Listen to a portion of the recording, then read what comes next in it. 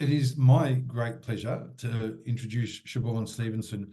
She is a UX designer based in London with a background in software engineering, having earned recognition as a recipient of a Women in IT Excellence Awards in 2019 for exceptional contributions to the financial services sector.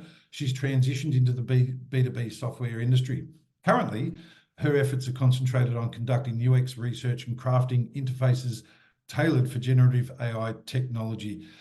It is my absolute pleasure to welcome you, Siobhan. How are you? And thank you. Thank you for the amazing introduction. Yeah, I great hope here. that. Happy to be here. Thank you. I hope the introduction did justice to your current situation. But I would like to say thank you, and it's our absolute pleasure to have you. For you to give up your time, we really appreciate it. So I've got a number of questions for you, Siobhan, if that's okay. Yeah, And absolutely. I'll also encourage the audience along the way to pop their questions in the Q&A, and we'll get to them as well. But I'm sure the audience are the same. Would love to know the journey that you were on when you were looking to advance your career in your circumstances, and how you went about finding this particular program. So I've kind of got a bit of a different perspective kind of compared to a lot of my peers on the course, but I was already a UX designer when I was looking to kind of advance my skills in the area. About a year before I started the course, I was lucky enough to be able to have an opportunity to transition into it with my current company. But the opportunities to actually learn were quite few.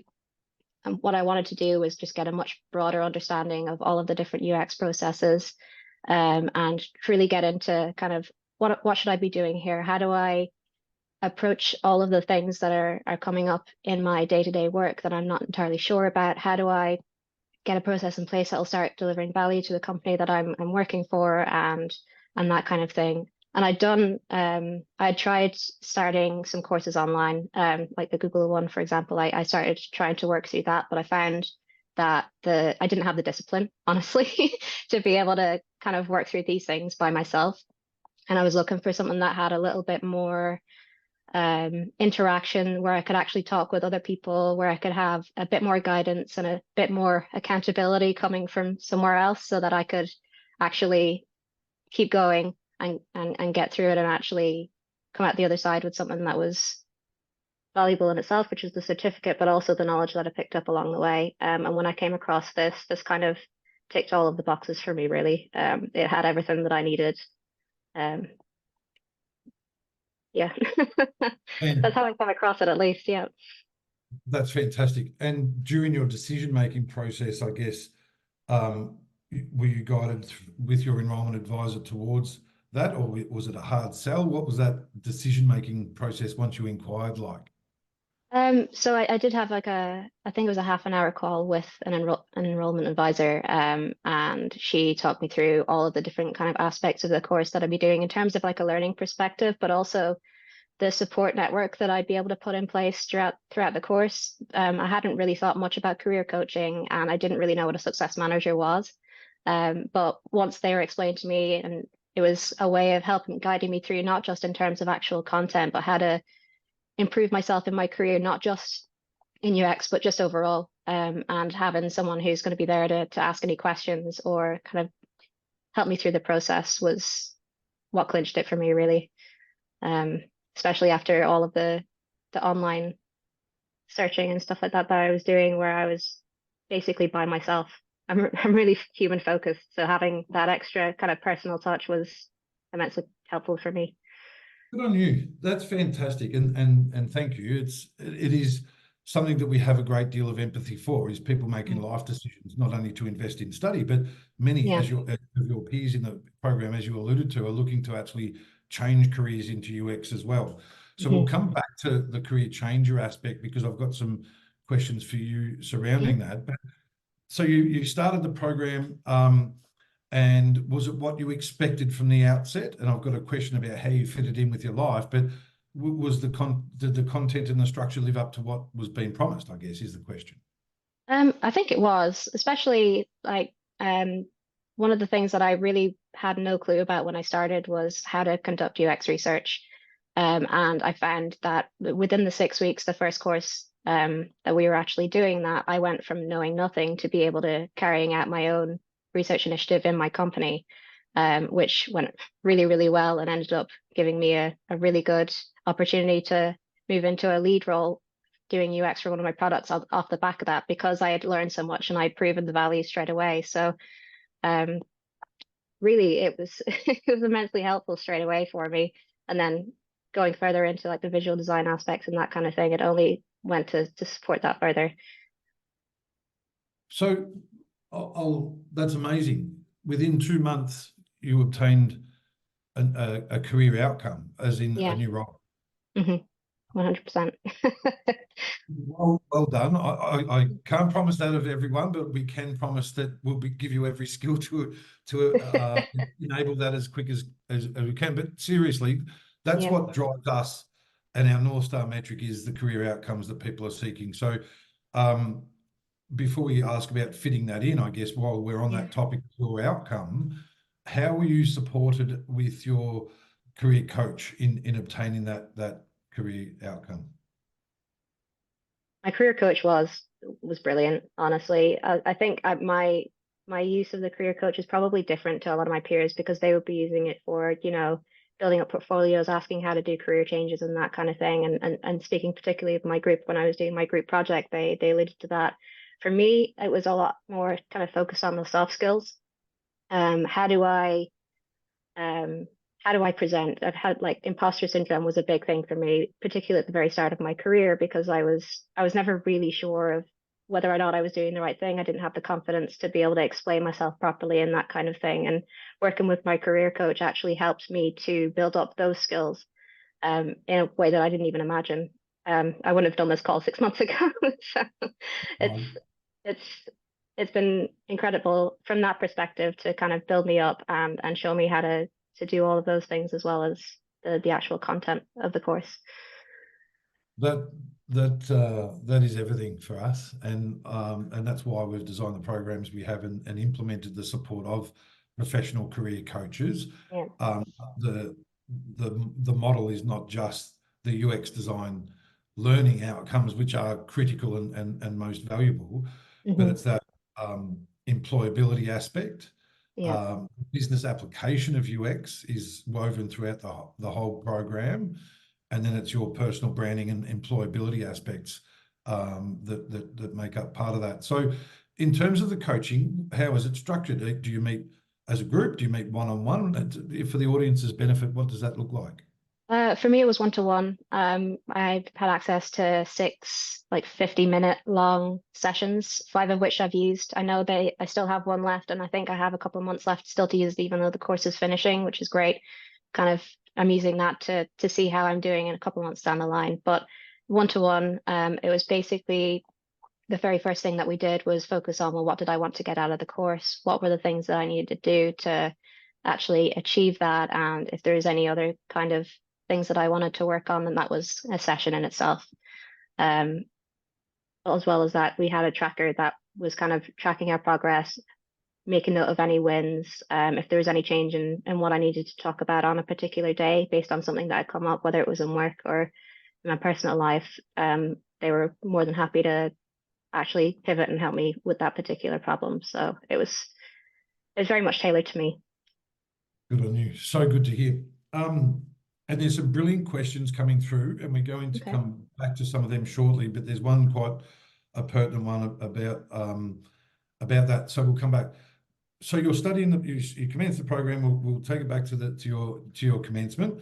The blend of synchronous and asynchronous learning, i.e. a live session per week, and then asynchronous as in you choose how and when to fit studying with your life. What's that like? How is that structured throughout, say, a normal working week or studying week? So in terms of the synchronous meetings, there was one per week, but hosted twice. So one of them was in the middle of the day on a Wednesday. The other was Thursday evening after working hours to kind of accommodate everyone. And that was a meeting with anyone who wanted to join from the course. And I was talking with a UX designer in the industry, talking about the particular section we were working on during the course in that week.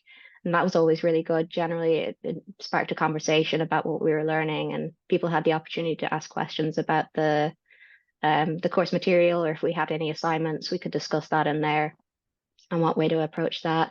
In terms of asynchronous, the course is all on a web portal. The content is kind of nicely structured into chapters, and that you can go back and reference and that kind of thing.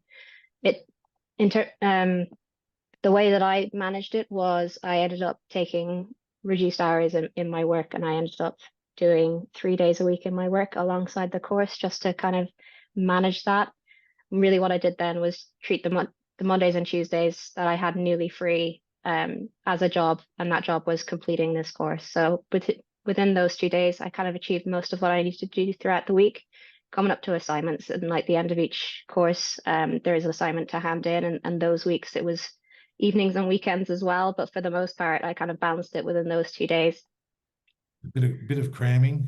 Bit of cramming. If I'd read the brief, it would have been easier. But there you go.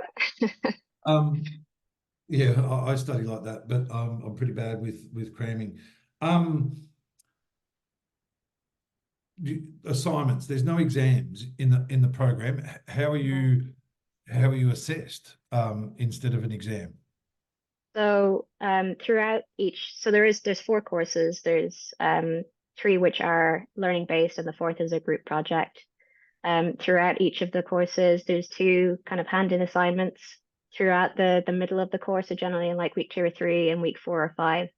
At the very end, then there's a full assignment which kind of builds on all of the stuff that you've been working on throughout weeks 1 through 5, and putting it together. And generally, there's some kind of text aspect. There's some, maybe in terms of like the design, more design-based modules, there was maybe wireframes to hand in, and there was a presentation at the end that was generally, we had to talk about our findings, if it was the research or the approach that we took in terms of the design, record ourselves and submit that into the learning portal. So that was the approach for courses 1 through 3.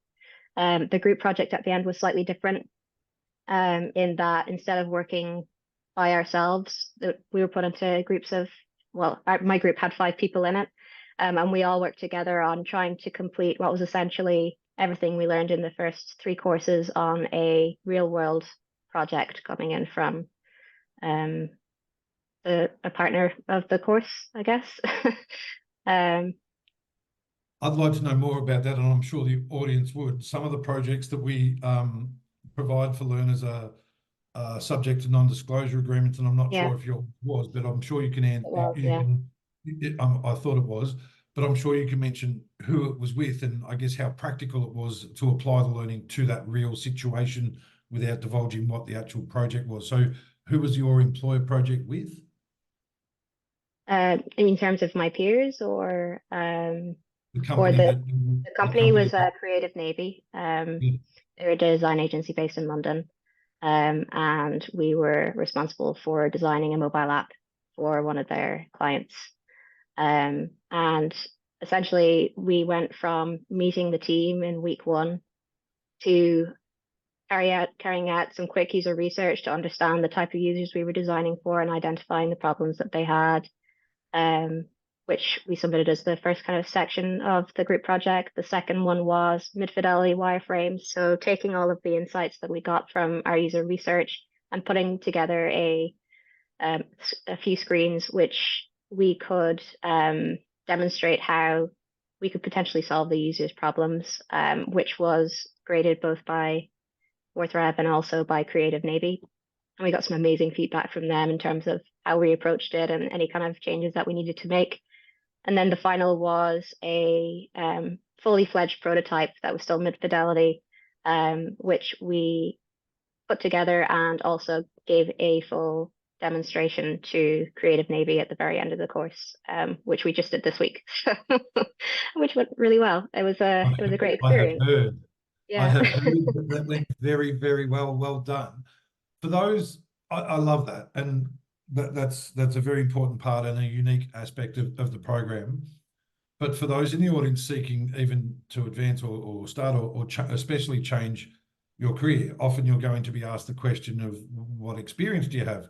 to paint the picture of working with an agency such as Creative Navy, which is a top 10 UX agency in the world, to be presented a challenge on behalf of a client to work through exactly what you just went through and demonstrate that as your value to that employer in a practical sense is so powerful. And I think so much more powerful than saying, I got 80% or 88% on my exam. That's not memorable. Same, you know, and also networking. I dare say someone very senior within Creative Navy, who's a huge advocate, Dennis is the CEO of Creative Navy. He's a huge advocate for the program, but he's also so well experienced and able to give you that feedback that you mentioned to implement within the project. That's an amazing outcome for you, but for anyone else that would consider the program as well. On to some other questions, and I can see some more questions coming through, so we're going to get to them as quick as we can. We've gone through a number of the juggling time and the support that you've received, and I'm certainly going to dive a bit deeper into that a little later. What was the greatest challenge that you experienced during the program, do you feel? Keeping myself on track. I mean, admittedly, I've already admitted that I'm really poorly disciplined. Keeping myself on track was probably one of the hardest ones, to be honest. Other than that,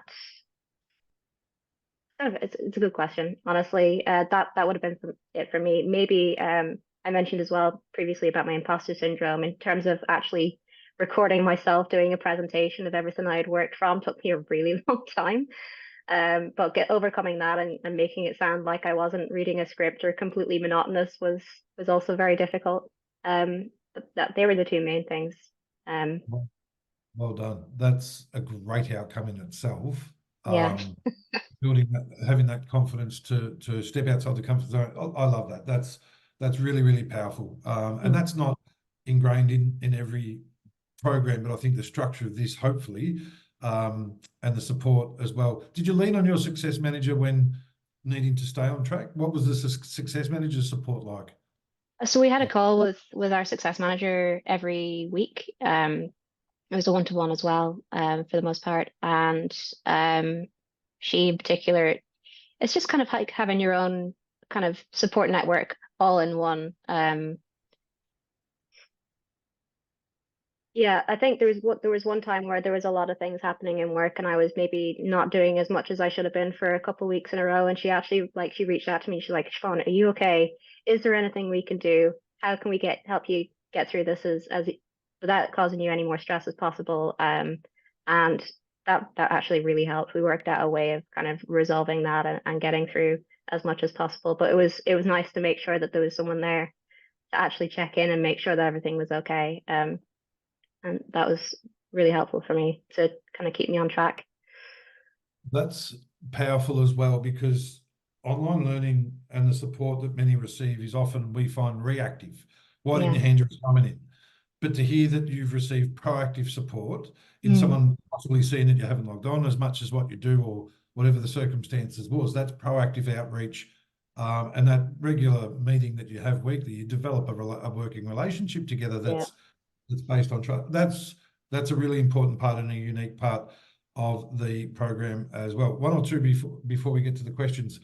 Fellow learners. So you've mentioned that you obviously work together with 4 or 5 others on the project. What's the interaction like with your fellow peers during the program? So in the first kind of 3 courses, or the first 3 sections of the course, you interact with your learners. There's a forum called Yellow Dig, which people can put in posts and questions, and people can talk about different things if they want to. The synchronous session that happens every week with our facilitator, our industry experts, that's another opportunity for us to work alongside some of our peers and kind of work together on different things, or just bounce ideas off each other. There's often breakout rooms where we have a particular topic that we need to discuss, or a little exercises that we need to work through, that we do each week. But the group project is where it really kind of comes to the fore. My team was fantastic. There was the 5 of us, and within the first week, because we'd already come across each other in all of the different meetings throughout the year, by the time we got to the group project, we knew each other. We knew kind of what our interests were, what our strengths were, and we bonded as a really good team and worked together on the group project. I just had a great experience with it, to be honest. I've got them all on LinkedIn. We're putting our own kind of references for each other on there to kind of build up the support network and to showcase what people are good at. And it's just been a really nice experience. Oh, love hearing that. That's so good. Were some of them, can I ask, career changes? They were all career changers. Yep. I thought so. All of them were, Majority yeah. certainly are. Sorry? The majority of our Yeah. learners in this program certainly are changes. So on that, and I assume the majority of the audience may be as well. Mhm. Do you feel that there is value then in a career changer obtaining the necessary skills and confidence and competence in UX to make that leap and have that career change? Absolutely. I mean, all of the people in my group came from different backgrounds. We had graphic design, product management, psychology, fashion. They all had different aspects, but they approached the course the same way, and they brought their previous experience in alongside that. And everything that we've been doing as part of the course helps to build up a portfolio, which is like one of the most important things that you can have when you're going into a UX career. So not only have you got the main project you work on through courses 1 and 3, you have the group project, which is completely different. There are some aspects of the course which add to that, and all of that builds together to have something really sellable by the time you end the course. It's showcasing not only your UX experience, but you come at it from like a different mindset. And I think that was actually really helpful during our group project for people to come at it from different angles to solve the same problem. So absolutely, all of my group were career changes, and they were spectacular. I love that. And the coaching for career changes also enables one to focus on as you said, there's so many unique backgrounds, but highlight the transferable skills, psychology, graphic design, PM, they all bring skills rounded off then with the specific UX learning outcomes and experience with the industry project, make anyone in high demand there, we would expect. Let's get to some audience questions and keep them coming, please. We would love to answer as many as we can. So someone's asked, what practical experience will I get during the program? I don't have any background on UX. I guess we've touched on that a bit, but is there any, I think one thing, and I'm not sure if anyone else has asked this, but can we dive a little deeper into the portfolio? So as a career changer or a career advancer or even a career starter, that is a quintessential and necessary portion of applying for roles in UX. We mentioned that there's no exam, so everything that you do goes towards building a portfolio of evidence in a digital sense. Yep, 100%. I mean, we're not. It's not an exam, but we are graded and we are given a huge amount of feedback from people in the industry to show exactly where we're doing well, what we can improve on, and that kind of thing. A lot of what I've heard, at least from portfolios, and actually there's a lot of supporting documents on the learning portal about owning your career and advice for creating portfolios and career changes on there, which is all really helpful. But in terms of like what we're actually doing, really a lot of the portfolio work is about showcasing your process. How do you approach a problem? How do you demonstrate your ability to solve the problem, whether it's understanding your users? Maybe that's one kind of aspect of your portfolio that's built on, the research aspect of the course. You can showcase, we went from a starting problem to understanding, how we might solve the problem based on what a user is experiencing and the things that they're seeing. So that's like one aspect that's fully, you can build that into your portfolio straight away. You've got usability testing, you've got wireframes and showcasing your ability to build on the ideas or the thoughts that you've got from research. All of these different artifacts all built into that portfolio, but it's all showcasing how you approached it. That's kind of the key thing to take away, is that if you it's all well and good having a portfolio, but unless you can explain how you got there, it's not UX. So that's a really, really good point. Demonstrating the journey. And that's UX the whole way through. So it's no different with a portfolio as well. That's excellent. So the next question for you, Siobhan, someone's asked, can you please tell me how you felt just before starting the program about the cost and how you feel about this now? It's a lot to pay and I'm wondering whether to make the investment. Honestly, I thought at the start it was a lot. I did think like that was kind of the really higher upper range of what I was expecting to pay. I didn't have the time to commit to a full 1 year course. And having something a little bit more intense that I could do alongside my career was ultimately the only thing that I could do. I know there were options to break it down across a wider range of time so that it's not such a big hit up front. But ultimately, with the progress I've made in my career over the last 6 months in terms of the added responsibility and the ability to actually work properly in this industry, I think, I mean, it's going to pay for itself if it's not already back again. So at the end of the day, you get out of it what you put into it, and that's I've tried to get as much out of it as I can, and I think it's gone really well for me.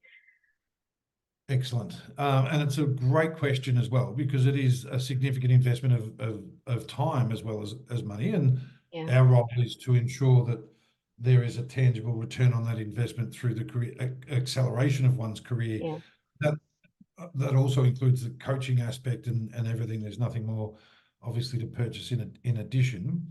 Someone's asked, do some learners ask their employees about paying for this course? Yes, I'm going to give you some tips on how to do that potentially after we finish this discussion. I'll make that part of the program specific aspects or question that I'll answer. The next question is, what was your biggest concern before starting the program, Siobhan? I was worried that I wasn't going to be able to fit it all in. Obviously, my track record of not being very like reliable, but just, what if it's going to take me longer than I think? What if it's going to be too much and I don't get a break, Like that was the concern, was that it might have been too much for me based on all of the other kind of plates I was spinning at that time. I was worried about that, but um I got through it in the end. I won't say that it was easy, but it was definitely manageable. But yeah, that was my biggest concern at the start. Completely understandable. Excellent.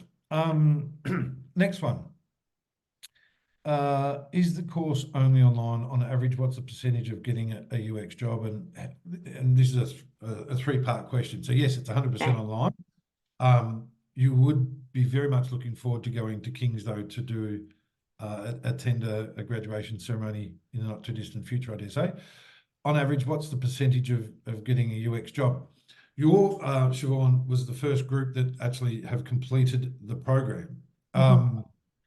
And I know, and I've hosted a previous webinar with another candidate that already received, another learner that has already received career outcomes, and we get notified of career outcomes. We'll have the data surrounding that, but in general, with our career accelerators, it's a much higher success rate of career outcome, because that's exactly what it's designed to achieve, both through the learning outcomes, demonstrating the business application of learning in a sense that makes an employer realize your value, and obviously the career coaching and support. So we would expect that upwards of 80% of learners would be obtaining their intended career outcome during or relatively soon after completing the program.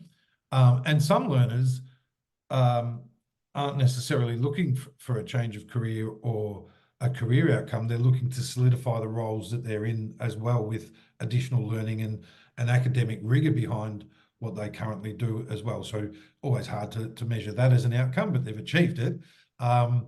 Yeah, I wanted to ask this, well, someone's asked this question regarding AI and the impact. I mean, your experience and exposed to that, and we've hosted masterclasses on this, Yeah. but how do you feel the industry and the program, it keeps up to date with that?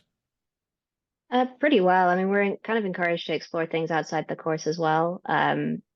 There is definitely sections which touch on AI and how that might impact the job in the future. I've actually used it myself, and part of my job is building generative AI tools. So I'm more kind of familiar with this than most. It's a tool. It's Yeah, the same as anything else, right? I mean, you can, build a piece of furniture with a hammer, or you can build it with a drill. You're both going to get it done, but one's going to be easier. And AI it's essentially, for me, it's made it easier. I use it for like, asking questions. How do I, structure this essay? How do I approach a UX problem. How do I do this? How do I do that? Or, help me figure out some UX research questions for this particular topic. It's helping. For me, it's always just kind of built on top of my skills, and I've kind of used it to make things a little bit easier. I think one thing during one of my projects, I had to do some research. It was actually a case study I did. It was in course 3, and we had to assess feasibility of a mobile app or a website. So what I did was I went to Trustpilot and to reviews and like Google Sites, the App Store, and that kind of thing. Pulled out about 100 reviews, stuck it into a program, and said, "Summarize this for me." And I was like, "Great!" Instead of me having to read 100 reviews, this has just told me stuff, and I just went back and validated a couple of things. But it's just going to make the job easier. It's nothing more than that, as far as I'm concerned. And it's a powerful tool. It's enabling people with greater productivity, I think, and efficiency in exactly what you just explained. Yeah. Someone also summed it up that the launch of Excel didn't kill accountants, which is quite apt as well. So we always see technology evolve. We always will. I think, if we think of the future, this is probably the slowest pace in which technology has evolved, which is quite scary in itself in some way, shape, or form. But to embrace that, to have the rigor that sits under this to fall back on when understanding how to use that tool as well, I think holds people in good stead. The thing it won't give you is experience as well. Like the live project, like the interaction, and like networking that a couple of people have asked about is such an important thing to obtain from any program. So on networking, you've mentioned peers already and the diverse backgrounds in which they come from. Mm-hmm. You've mentioned also your industry-based facilitator every week, the live session. As a part of networking, who was that, and what was their industry experience bringing to the live session or to the program? Good question. In terms of the facilitators, both of them had experience in the UX industry for several years. One worked for ASOS, or at least talked a lot about her ASOS experience. One worked for BT and a bunch of other things. What they did do was anytime we were working on something specific, they would showcase some of the work that they'd already done and showed us, like, this is how we applied all of the stuff that you've been doing in the course. And this is what it would look like in real life, and kind of giving us that opportunity. I don't know if that answers your question or not, but exactly.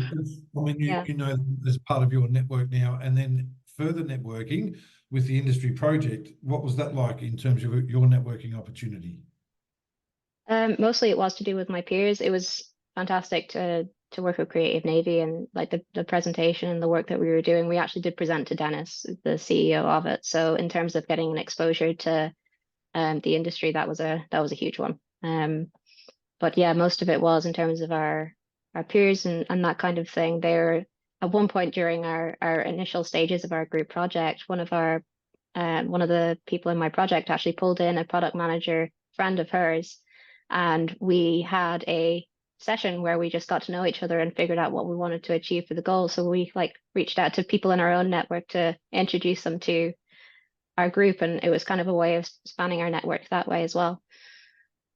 That's fantastic. I do understand also that there's graduates of one of our other career accelerators in product management with King's seeking to recruit people in UX. So cool. there's yeah, exactly. So we'll provide a lot of networking support and opportunities.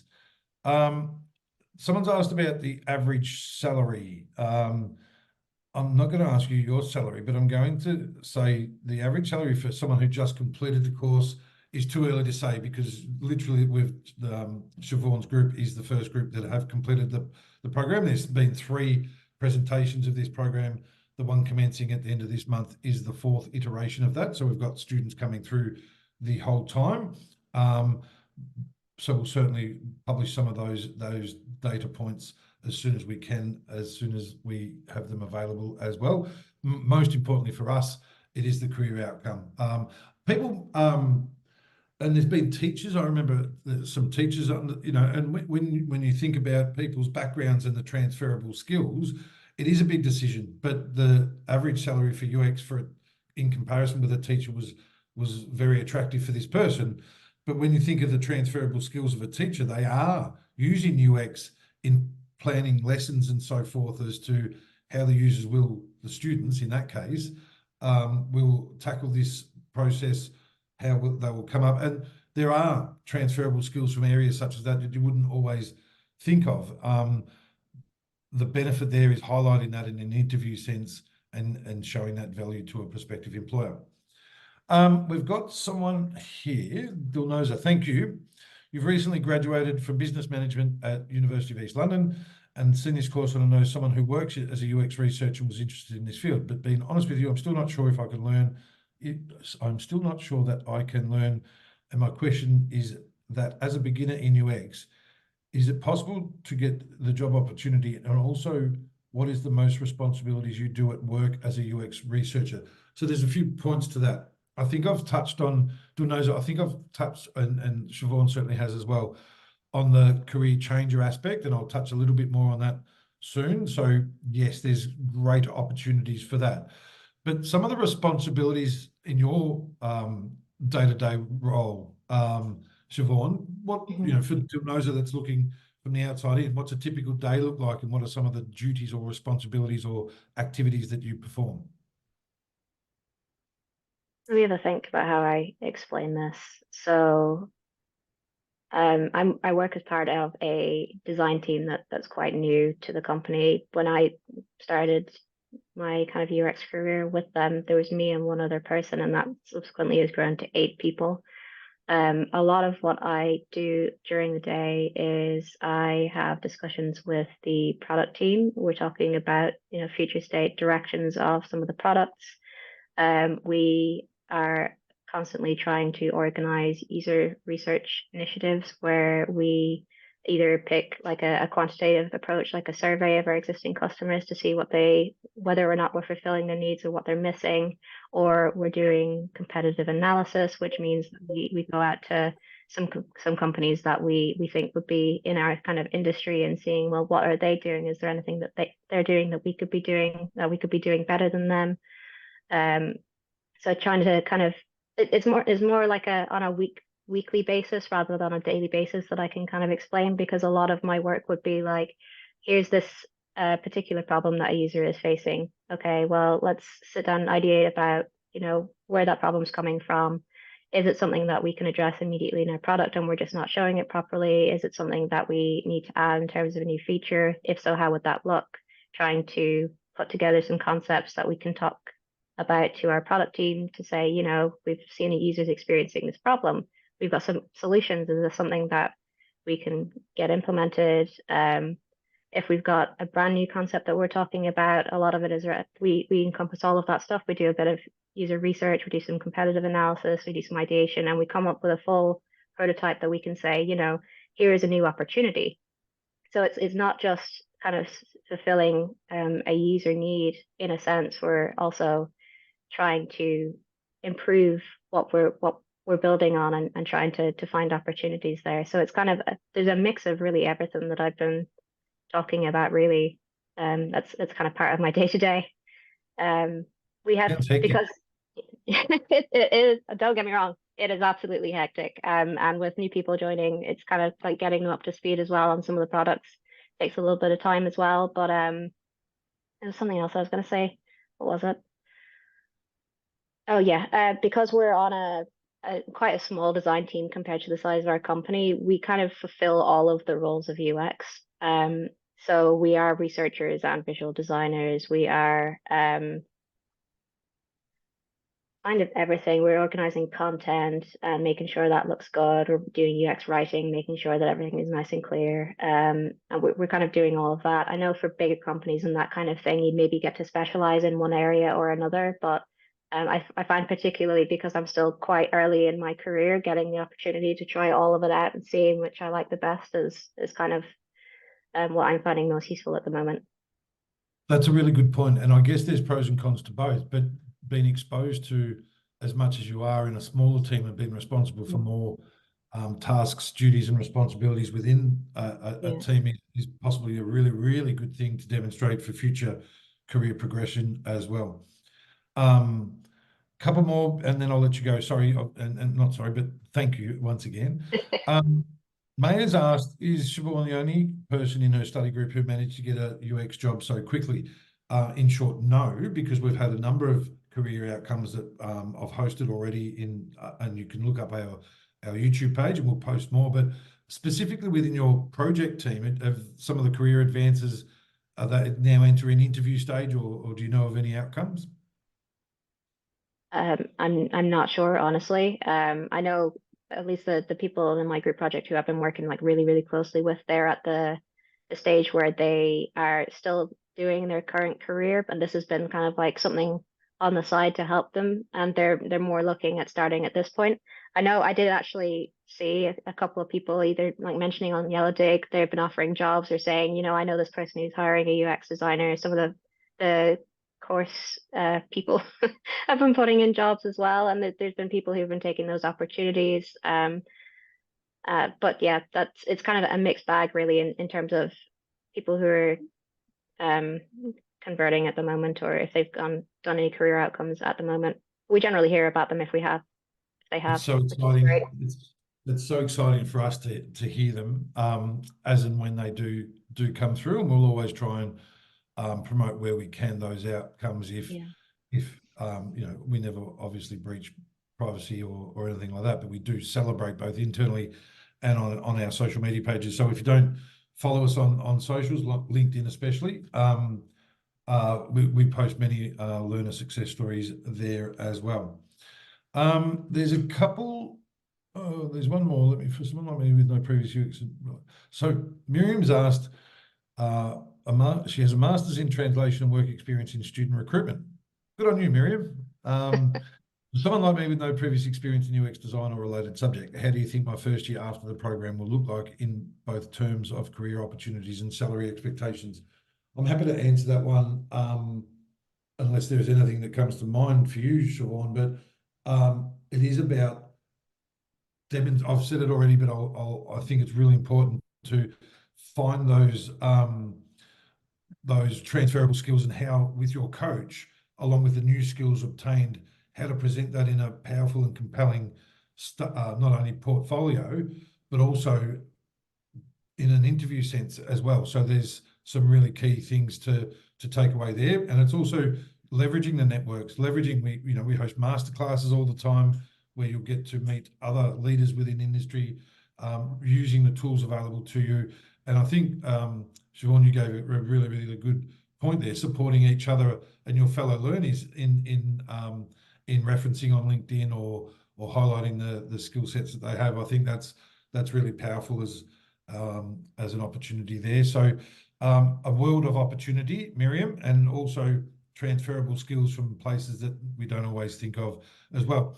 I'm going to stick around and answer some more specific questions regarding the program and the logistics of application and what's required and the payment plans and things like that. But right now, Siobhan, it gives me great pleasure to say thank you to you. You've provided such valuable insights that I've learned from, but I'm sure the audience has learned from as well. You've been sensational in the way that you've not only approached the program, the acceleration of your career, but even the session today. I can't thank you enough for that.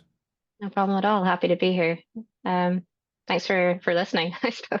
Are you happy for anyone to reach out on LinkedIn for inspiration and follow your career?